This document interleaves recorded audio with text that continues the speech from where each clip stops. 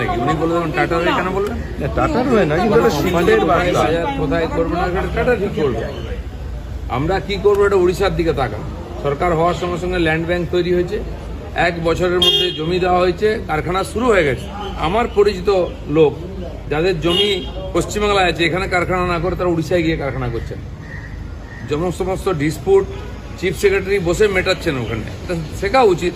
প্রধানমন্ত্রী সমস্ত ইনফ্রাস্ট্রাকচার তৈরি করে দিচ্ছেন, যাতায়াতের ব্যবস্থা করে দিচ্ছেন, ল্যান্ড ব্যাংক করে দেবেন, আর স্বাভাবিক লোকের আসবে। উনি বলেছেন এখানকার ল অ্যান্ড অর্ডার শিল্পের অনুকূল নয়।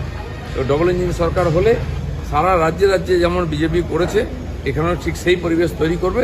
নিজের থেকে সমস্ত আসবেন শিল্পপতিরা, কারণ আগের থেকে এখানে সমস্ত সুযোগ সুবিধা উপস্থিত আছে। খালি অ্যাডমিনিস্ট্রেশন, ল অ্যান্ড অর্ডার নেই, তোলাবাজি চলছে। আজকে দেখুন আপনি জিনিসপত্রের দাম, যে প্রাকৃতিক সম্পদ, পাথরের দাম 2-3 গুণ বেড়ে গেছে। বোল্ডার তুলতে পারবেন না, মোরাম তুলতে পারবেন না। বালি 10 গুণ 12 গুণ বেড়ে গেছে দাম। তারপরে জমি নেওয়ার পর থেকেই দালালরা জুটে যাবে, তাদের হাত দিয়ে জমি নিতে হবে।